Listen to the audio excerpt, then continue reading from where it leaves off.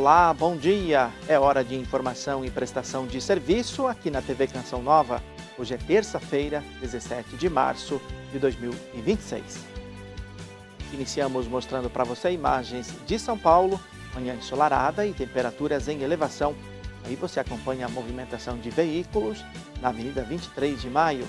Trânsito fluindo bem agora pela manhã, terça-feira marcada pelo calorão, sem previsão de chuva, e a máxima pode chegar aos 33 graus. Entre os assuntos de hoje, por telefone, Papa conversa com a autoridade palestina sobre o conflito no Oriente Médio. ECA Digital entra em vigor hoje e promete dar mais proteção a crianças e adolescentes na internet. E prazo para enviar declaração do imposto de renda começa em 23 de março. Esses e outros destaques a partir de agora. O Papa Leão XIV conversou com Mahmoud Abbas, presidente da Autoridade Palestina, sobre o conflito no Oriente Médio.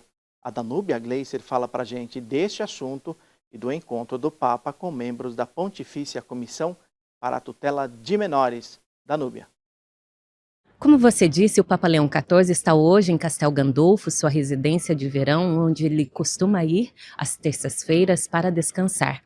Antes de seguir para lá, o Papa cumpriu uma importante agenda de compromissos. A gente destaca o telefonema que Leão XIV recebeu do presidente do Estado da Palestina, Mahmoud Abbas, na manhã de ontem, para discutir os desdobramentos do conflito no Oriente Médio e as difíceis condições de vida do povo palestino. Foi o que informou a sala de imprensa da Santa Sé.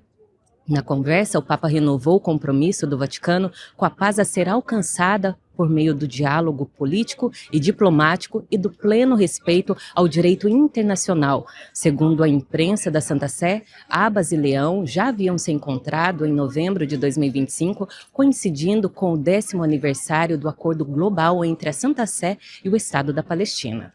Outro encontro marcante no dia de ontem foi a audiência que o Santo Padre teve com os participantes da Assembleia Plenária da Pontifícia Comissão para a Tutela dos Menores. O Papa Leão XIV agradeceu aos membros pelo serviço prestado à Igreja na proteção de crianças e pessoas vulneráveis. Acrescentou que é um serviço exigente, por vezes silencioso e árduo, mas essencial para a vida da Igreja e para a construção de uma autêntica cultura do cuidado. Destacou que o Papa Francisco quis situar de forma permanente o serviço da Pontifícia Comissão para a Tutela dos Menores dentro da Cúria Romana, para lembrar a toda a Igreja que a prevenção de abusos não é uma tarefa opcional, mas sim uma dimensão constitutiva de sua missão. Disse também que a missão deles é ajudar a garantir a prevenção do abuso e que, no entanto, a prevenção nunca se resume a um conjunto de protocolos ou procedimentos, mas se trata de ajudar a formar em toda a Igreja uma cultura do cuidado, na qual a proteção dos menores e pessoas em situação de vulnerabilidade não seja vista como uma obrigação imposta externamente, mas como uma expressão natural da fé, afirmou. O Papa concluiu dizendo que a proteção dos menores e pessoas vulneráveis não é uma área isolada da vida da Igreja, mas uma dimensão que atravessa a pastoral, a formação, a governança e a disciplina. Cada passo dado neste caminho é um passo em direção a Cristo e em direção a uma Igreja mais evangélica e autêntica, disse Leão. De Roma, Danúbia Gleiser para o Canção Nova Notícias, edição da manhã. Obrigado, Danúbia. Um relatório recente produzido por um grupo de estudos do Sínodo sobre a sinodalidade pede formação de padres mais próximos do povo. O assunto é destaque em nosso site de notícias e o Gabriel Fontana traz os detalhes. Nossa reportagem entrevistou o assessor da Comissão Episcopal para os Ministérios Ordenados e a Vida Consagrada da CNBB, Padre Guilherme Maia Júnior, que comentou o relatório publicado pela Secretaria-Geral do Sínodo. Nele, o grupo de estudos número 4 traz sugestões para aplicar o documento Ratio Fundamentalis Institutionis Sacerdotalis, entre elas, a maior proximidade com o povo e a presença de mulheres competentes na formação dos futuros sacerdotes. Padre Guilherme explica que, em linhas gerais, o relatório indica pistas concretas para rever a forma como os futuros padres são formados atualmente. Além de um contato mais estreito com o povo, o documento sublinha as experiências formativas compartilhadas com leigos, consagrados e pessoas de outros ministérios. Neste contexto, uma das propostas é a inclusão de mulheres no caminho de formação sacerdotal. Padre Guilherme observa que tal presença ajuda a formar padres mais equilibrados, capazes de relações maduras, de trabalho em equipe e de verdadeira escuta. Para conferir essa e outras notícias, acesse nosso site noticias.cançãonova.com e nos siga em nossas redes sociais no @CNNoticias. De Cachoeira Paulista, Gabriel Fontana, para o Canção Nova Notícias, edição da manhã. Obrigado, Gabriel. A lei que busca dar mais proteção a crianças e adolescentes no ambiente digital entra em vigor nesta terça-feira e o Congresso Nacional vai promulgar Acordo Mercosul-União Europeia, assuntos para Francisco Coelho, direto de Brasília.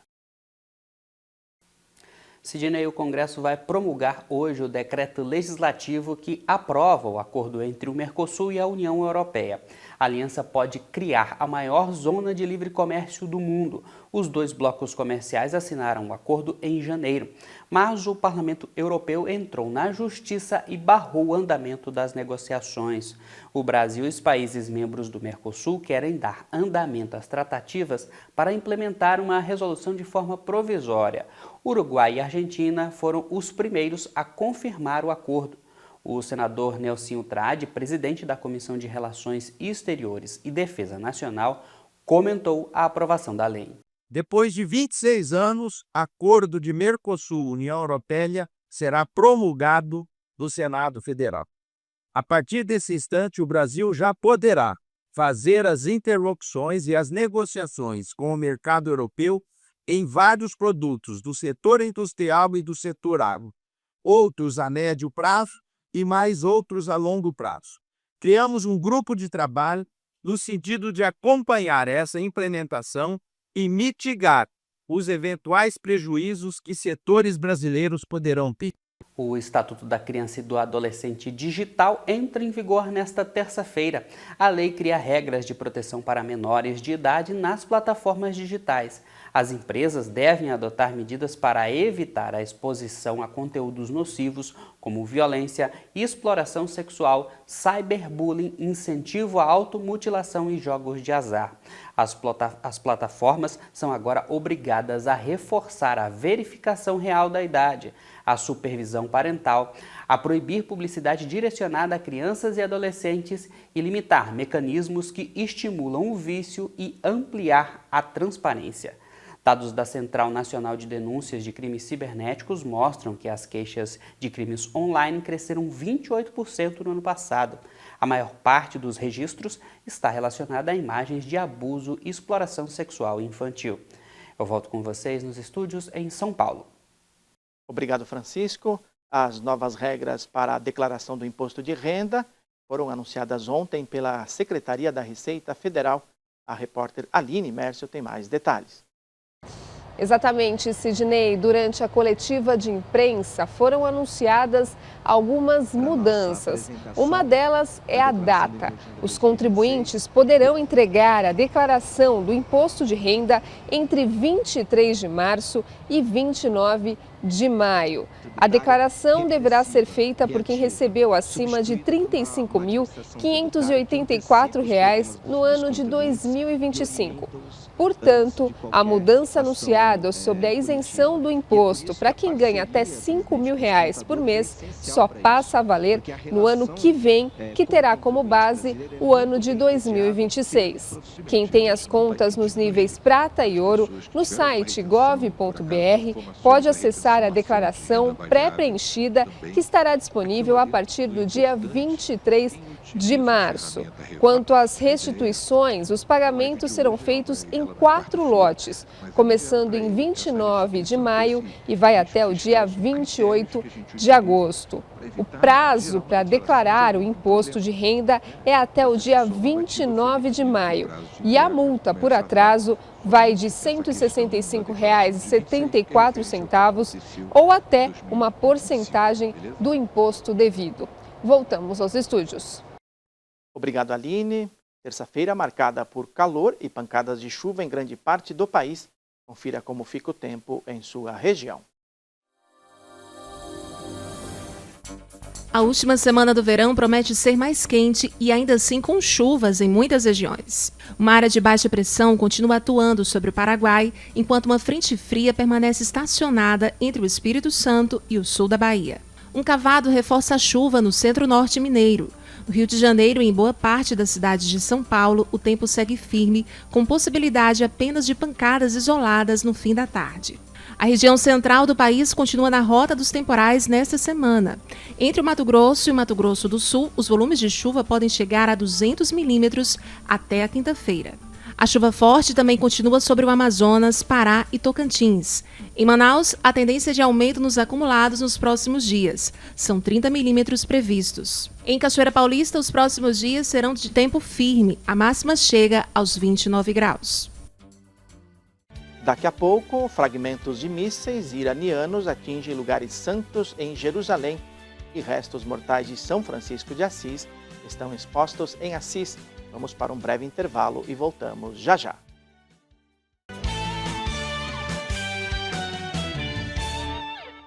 O calendário eleitoral faz de março um mês decisivo para quem está no serviço público e pretende concorrer no pleito de outubro.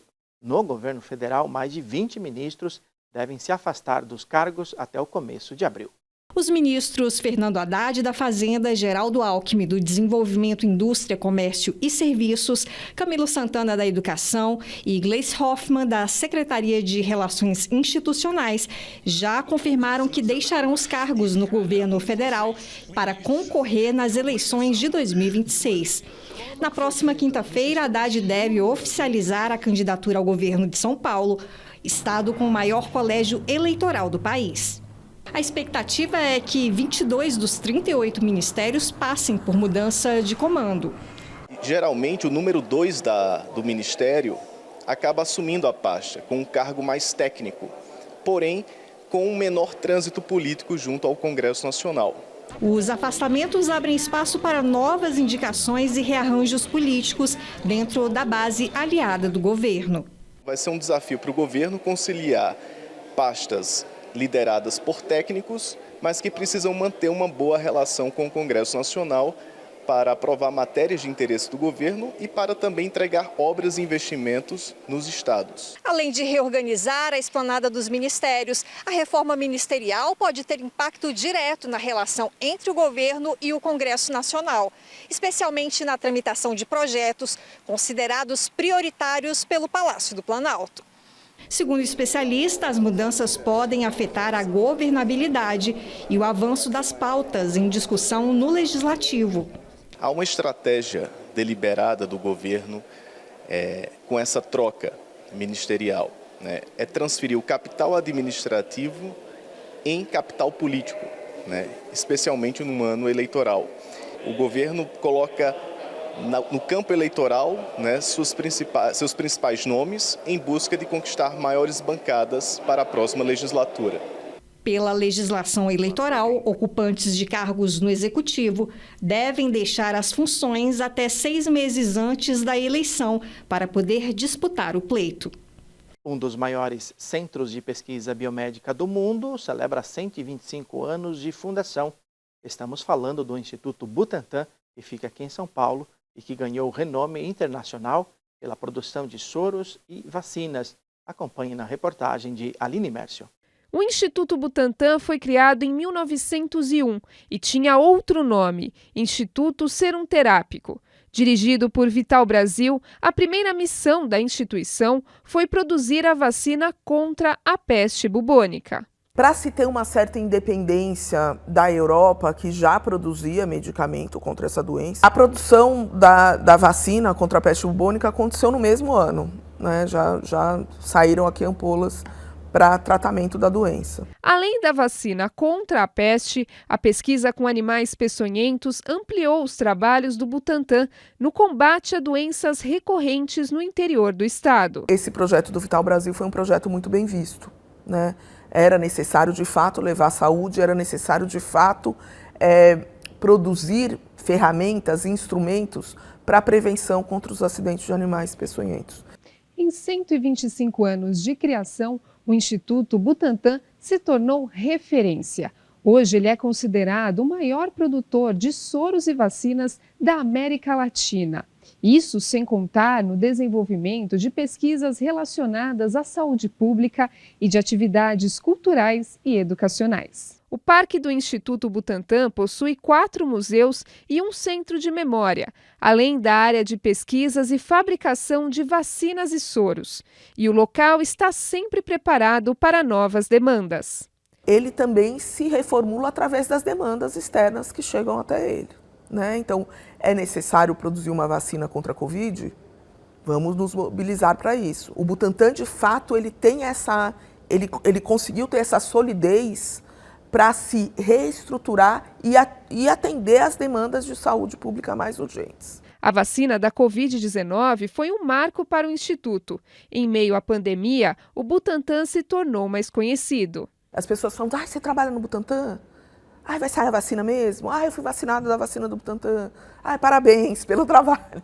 Então, isso se tornou uma constante, né? Daí eu acho que o Butantan atingiu um outro patamar no que diz respeito à sua comunicação externa. Para quem trabalha no local, fazer parte dessa história é motivo de muito orgulho. É uma satisfação pessoal imensa, porque, como eu disse, eu sou pesquisadora. O Butantan dá ao pesquisador a oportunidade de desenvolver o seu conhecimento plenamente. Chuvas nos Estados Unidos, bombardeio à embaixada americana no Iraque e homenagem ao Papa Leão XIV são assuntos em destaque pelo mundo. Ataques com drones foram registrados na madrugada de hoje em Bagdá. Testemunhas filmaram foguetes atingindo a embaixada dos Estados Unidos na capital iraquiana. Segundo fontes de segurança do Iraque, essas foram as ofensivas mais intensas desde o início dos conflitos no Irã. O exército israelense divulgou imagens de suas tropas estacionadas no sul do Líbano para novas operações terrestres, cujos alvos são infraestruturas do Hezbollah em Beirute. Enquanto isso, cidadãos libaneses deslocados estão apreensivos com a escalada de destruição e vivendo em abrigos coletivos. Mais de 800 pessoas já perderam a vida no Líbano. No Afeganistão, um hospital foi destruído por ataques paquistaneses. Segundo autoridades afegãs, a instituição trabalhava na reabilitação de dependentes químicos e tinha capacidade para 1.000 pessoas. Já o Paquistão afirma que seu alvo era uma instalação militar. Os confrontos entre os dois países começaram no mês passado, quando o Paquistão fez ataques aéreos ao que chamou de redutos militares do Afeganistão. Nos Estados Unidos, chuvas torrenciais deixaram um rastro de destruição na costa leste do país, atingindo a Filadélfia, Washington, Pensilvânia, Colômbia, Tennessee e Nova York. Mais de 500 mil residências e empresas ficaram sem energia elétrica. O serviço meteorológico afirmou que o mau tempo vai continuar e que uma frente fria deve derrubar as temperaturas na região. E o Papa Leão XIV será homenageado com a 38ª Medalha da Liberdade. A cerimônia está marcada para o dia 3 de julho, véspera do aniversário dos 250 anos de fundação dos Estados Unidos. O prêmio é um reconhecimento pelo trabalho do Santo Padre pela promoção da liberdade religiosa, de expressão e de consciência em todo o mundo. Princípios que foram estabelecidos pelos fundadores do país e que estão registrados na primeira emenda da Constituição norte-americana. O diretor da sala de imprensa da Santa Sé, Matteo Bruni, disse que Leão está profundamente grato pela homenagem e que a ocasião é significativa para o povo, que é chamado a refletir sobre os seus 250 anos de história e preservar a declaração e a independência e a liberdade, herança para as futuras gerações. A polícia israelense informou que fragmentos de míssil iraniano atingiram locais sagrados em Jerusalém. De acordo com autoridades israelenses, estilhaços de mísseis disparados pelo Irã caíram ao redor da cidade velha de Jerusalém, em alguns locais sagrados para os cristãos, muçulmanos e judeus. Imagens divulgadas ontem pela polícia mostram agentes carregando fragmento metálico em formato de anel de um míssil retirado de um telhado próximo ao Santo Sepulcro, local da crucificação e sepultamento de Jesus e muito frequentado por fiéis. As forças de segurança afirmam que destroços também foram encontrados no complexo de Al-Aqsa, lugar sagrado para os muçulmanos, e em bairro judeu. Ainda segundo a segurança, não houve vítimas. A polícia israelense reforça o pedido para que os peregrinos não se aglomerem em grandes grupos e suspendam visitas aos lugares santos. E pela primeira vez na história, a igreja realiza uma exposição com restos mortais de São Francisco de Assis. Peregrinos que passam pela cidade de Assis, na Itália, estão tendo uma oportunidade rara: venerar os restos mortais de São Francisco de Assis. A mostra acontece na basílica dedicada ao santo e teve início em 22 de fevereiro. Ela faz parte das celebrações dos 800 anos de falecimento do pobrezinho de Assis, ocorrido em 3 de outubro de 1226. De acordo com os organizadores, 15 mil fiéis passam diariamente pelo local. A exposição vai até 22 de março e a expectativa é de que 400 mil pessoas passem pela basílica. Depois do dia 22, os restos mortais voltam para a cripta. O túmulo de São Francisco ficou em sigilo por quase 600 anos para evitar roubo de relíquias. O local do sepultamento só foi revelado ao público em 1818, quando fiéis puderam rezar diante da sepultura do santo. A mostra é mais um motivo para redescobrir a herança de Francisco e sua mensagem de paz e fraternidade. A edição de hoje termina aqui. Acesse nosso site e acompanhe mais um Canção Nova Notícias às 6:45 da noite. Obrigado pela companhia. A gente se despede com imagens de São Paulo. Uma boa terça-feira para você e até amanhã.